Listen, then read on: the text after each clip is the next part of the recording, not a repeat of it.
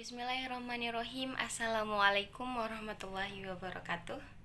Selamat pagi semuanya, dan semoga hari-hari kalian bahagia, dan semoga kita selalu di dalam lindungan Allah Subhanahu wa Ta'ala.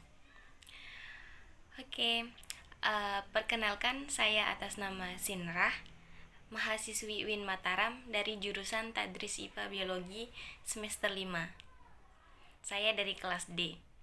Nah, pembuatan video kali ini saya buat untuk memenuhi tugas atau UTS dalam mata kuliah Metodologi Penelitian Pendidikan Biologi. Di mana pada kesempatan kali ini saya akan membahas mengenai jenis-jenis penelitian. Nah,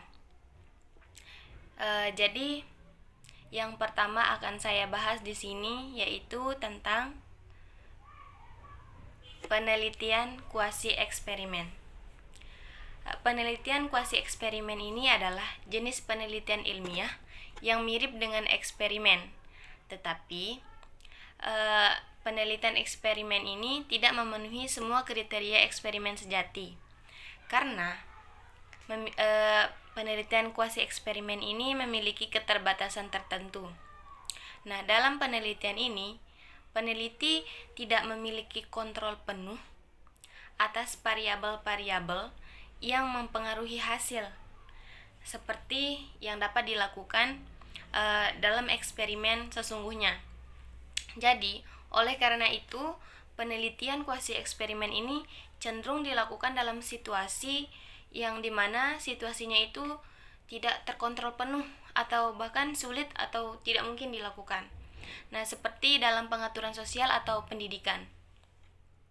Nah, meskipun tidak memberikan tingkat kontrol yang sama seperti eksperimen sejati, akan tetapi penelitian ini masih mencoba untuk mengatur dampak perubahan variabel independen pada variabel dependen.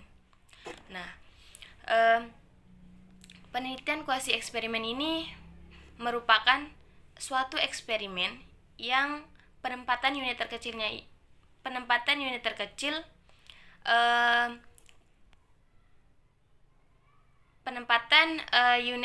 eksperimennya itu ke dalam kelompok eksperimen dan kontrol.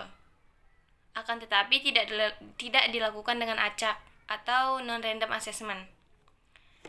Nah, kemudian adapun tujuan dari penelitian kuasi eksperimen ini yaitu untuk mengidentifikasi dan memahami dampak atau pengaruh suatu variabel atau perlakuan terhadap kelompok yang tidak dapat diacak dengan sempurna. Nah, metode ini membantu mengamati hubungan sebab dan akibat di lingkungan yang lebih terkontrol daripada penelitian observasional biasanya. Nah, jadi di sini saya memiliki contoh judul penelitian dalam pendidikan biologi dengan menggunakan jenis penelitian kuasi eksperimen. Salah satu contohnya yaitu pengaruh penggunaan penelitian kuasi contoh judulnya itu pengaruh penggunaan metode pembelajaran berbasis proyek terhadap pemahaman konsep genetika pada siswa kelas 11. Nah, selanjutnya untuk jenis penelitian yang kedua yaitu jenis penelitian kausal komparatif. Nah, penelitian kausal komparatif ini juga sering disebut sebagai penelitian ex post facto, yang dimana penelitian ex post facto ini adalah penyelidikan empiris yang sistematis. Nah, dimana ilmuwan tidak mengendalikan variabel secara bebas.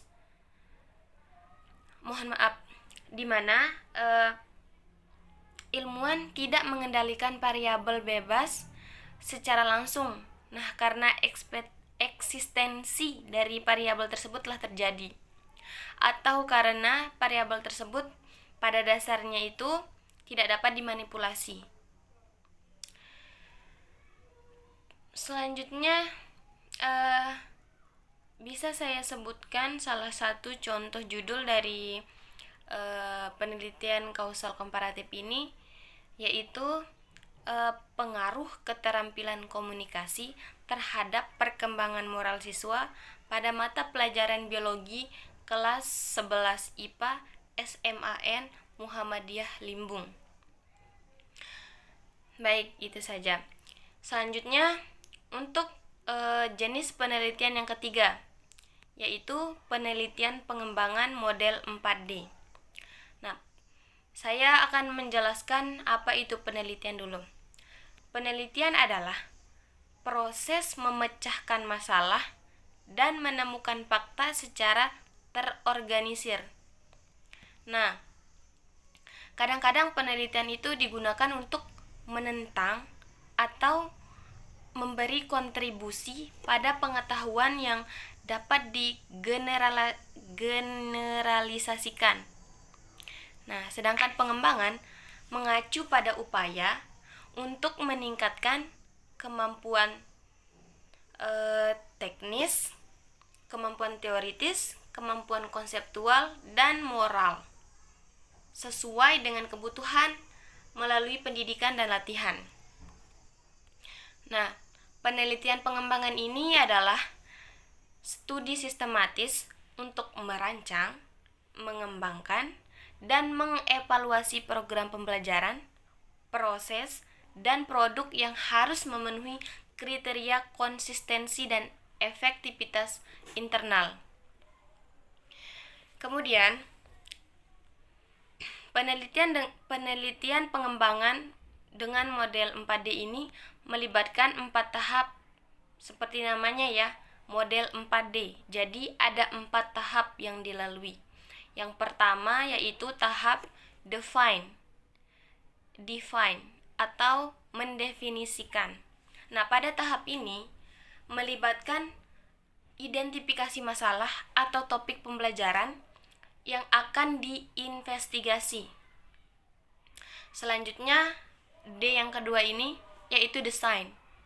Nah, desain ini atau bisa diartikan dengan merancang. Nah, pada tahap desain ini yaitu tahap merancang rencana pembelajaran yang mencakup pengembangan materi pembelajaran, sumber daya, serta pengalaman dan aktivitas pembelajaran. Nah, D-nya yang ketiga ini yaitu mengembangkan. Nah, pada proses mengembangkan ini melibatkan pembuatan atau pengembangan sumber daya dan materi pembelajaran sesuai dengan rencana yang telah dirancang. Nah, kemudian yang keempat ini yaitu deliver atau melaksanakan. Nah, pada tahap deliver ini tahap yang melibatkan implementasi atau penerapan pembelajaran dalam lingkungan pembelajaran yang sesungguhnya. Oke, jadi contoh judul penelitian ketika kita menggunakan jenis penelitian pengembangan model 4D ini yaitu salah satu contohnya pengembangan bahan ajar berbasis problem based learning untuk meningkatkan aktivitas dan keterampilan berpikir kritis siswa. Baik, selanjutnya yang keempat yaitu penelitian tindakan kelas.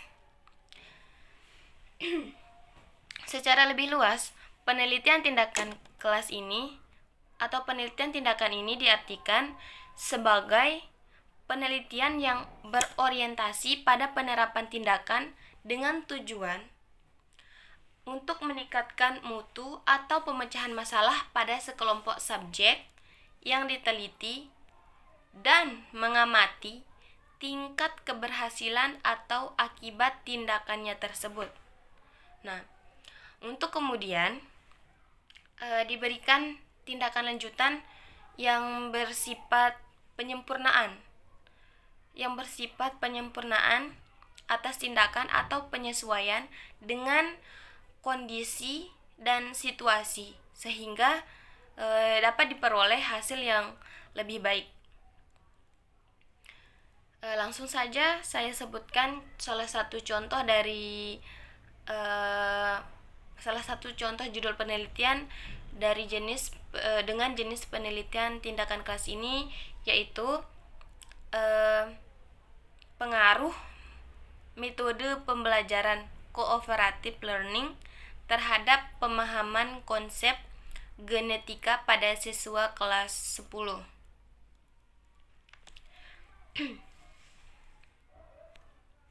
Selanjutnya yang kelima yaitu jenis penelitian kualitatif naratif inquiry. Jadi penelitian kualitatif naratif inquiry ini adalah bentuk khas dari penelitian kualitatif yang pada penelitian ini hanya berfokus pada studi satu orang atau satu individu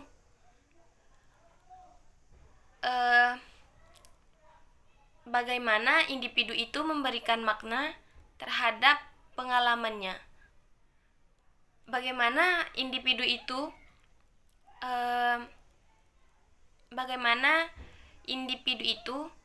dapat memberikan makna terhadap pengalamannya melalui cerita-cerita yang disampaikan. Nah, penelitian ini mendeskripsikan kehidupan individu, mengumpulkan, mengatakan cerita atau bercerita tentang kehidupan individu, kemudian menuliskan cerita atau riwayat pengalaman yang sudah dialami oleh individu tertentu. Nah, pada penelitian ini tidak ada model desain atau rancangan yang khusus untuk naratif inquiry. Namun, penelitian ini biasanya mengembangkan pendekatan penelitian mereka sendiri berdasarkan tujuan penelitian dan pertanyaan penelitian yang ingin mereka jawab. Nah, penelitian kualitatif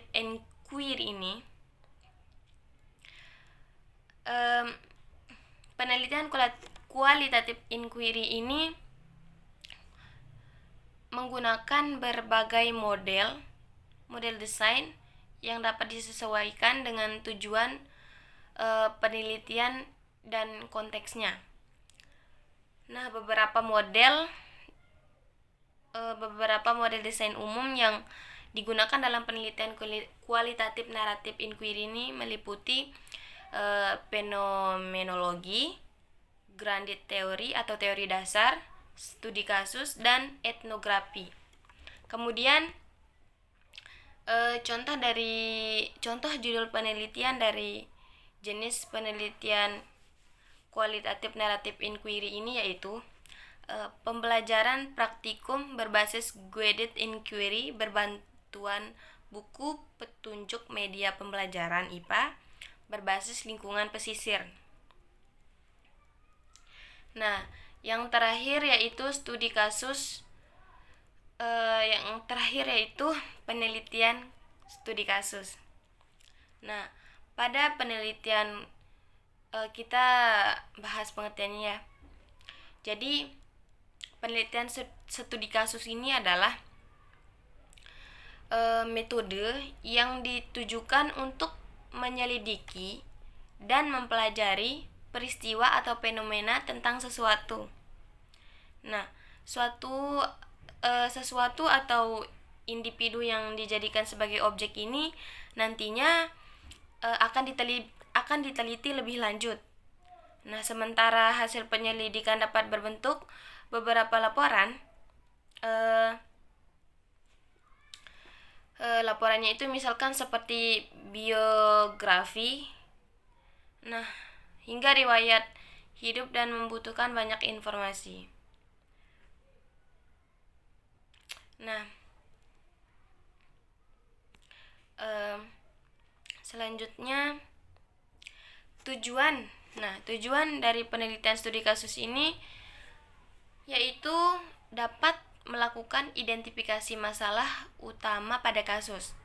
Nah, peneliti mampu melakukan identifikasi dalam berbagai masalah dan menentukan masalah yang menjadi masalah utama dari suatu kasus menggunakan metode ini.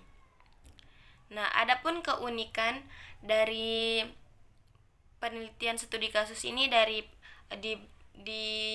dibandingkan dengan jenis-jenis penelitian lainnya. Keunikan pada penelitian studi kasus ini yaitu pada adanya pandang